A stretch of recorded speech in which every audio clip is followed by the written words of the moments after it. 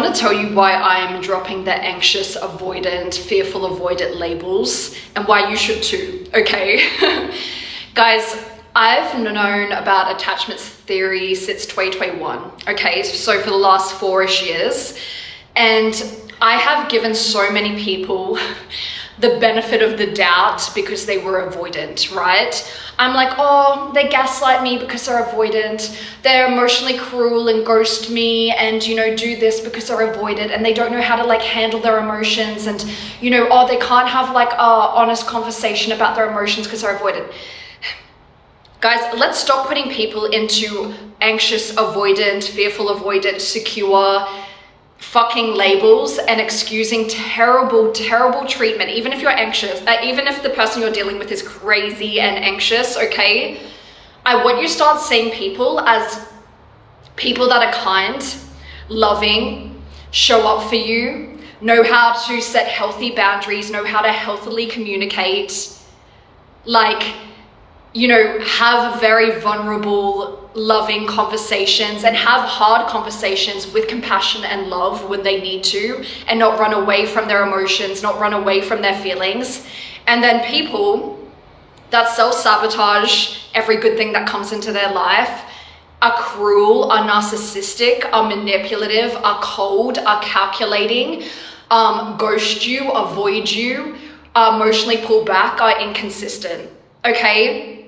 And I'm not saying, oh, this person's here is avoidant and these people over here are anxious and they're so amazing. No, I just want you to get really clear if anyone, whether they fall under the anxious or fearful avoidant or, you know, avoidant category, if they're doing shit like this, they're not someone that belongs in your life. Stop slapping labels on terrible behavior and justifying it, okay? There's good people that know how to have a proper communication. And guys, that's why I'm already hearing you guys being like, Andie, you can still be a good person and have trauma and attachment issues. This is where I struggle with this one, okay?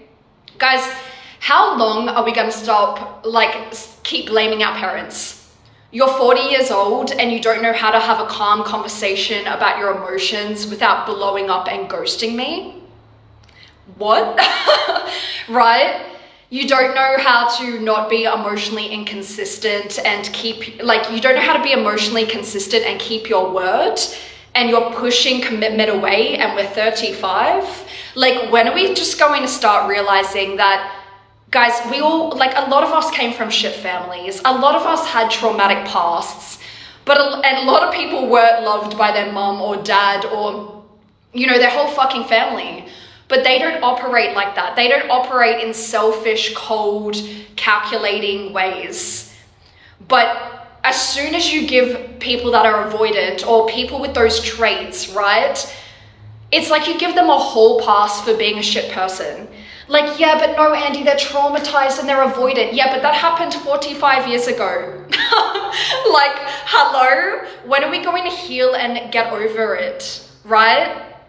And guys, I'm not trying to come across like an asshole, okay? Yes, trauma is real. Yes, bad things happen, but there has to be a time in our life where we take radical accountability and ownership of like, oh, I'm 25 and I act like this, and it's probably not acceptable to ghost people, pull back, be inconsistent, cheat, lie, and manipulate, and it's probably not my mom and dad's fault, right? At this age, 25, 30, 45, 50, guys, even fucking 18, no, 18, you're still a child, but still, like, there has to be a time where we take a radical ownership. So guys, from now on, I'm not labeling myself. I'm not labeling other people.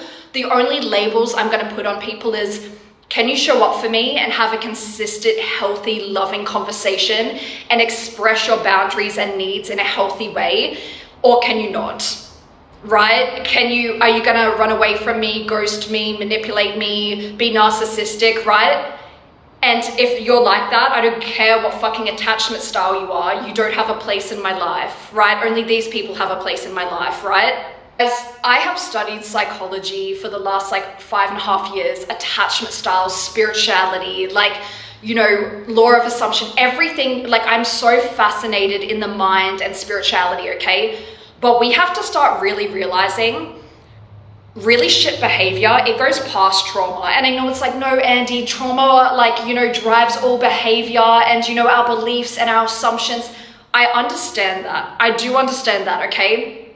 But guys, sometimes we need to just look at someone and be like, okay, it's not trauma, you just are shit. You just have such a shit character. You have no morals, no values, no moral compass, right? You're just out here like spreading hate and spreading all your trauma on people and everything. Like, guys, stop putting people in the traumatized avoid it category and giving them a whole pass to hurt you. See that some people are just shit, okay? Some people are just so shit, all right? So just start seeing people as good, kind, loving people that are vulnerable and show up, and people that are shit and cannot do that, okay? Now, guys, if you identify as more avoidant, right? And you feel overwhelmed with big emotions and in conversation and everything like that, I'm not shitting on you, okay? I'm only shitting on you if you ghost and do all these manipulative things. If you say to your partner, hey, man, I'm feeling like really overwhelmed with my emotions right now. Can I go and collect myself and come back to this conversation in 30 minutes?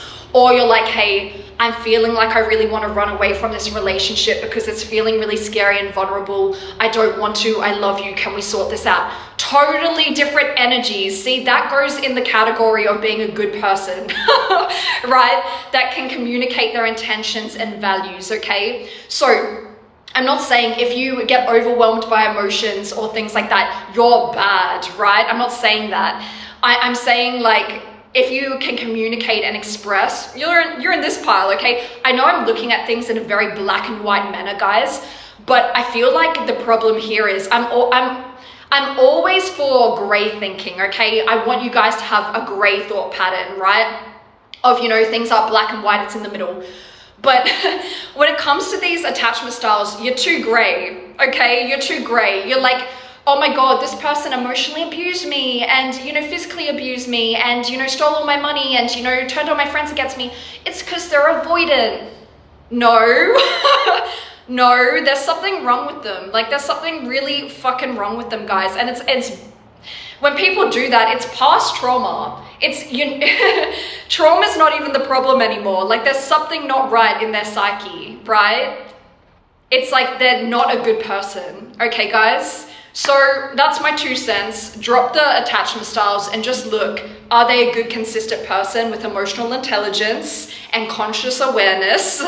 Or are they living unconsciously? They have no morals, values, principles. They're out here just hurting everyone that comes into my life, your life, right? Separate that, okay? I love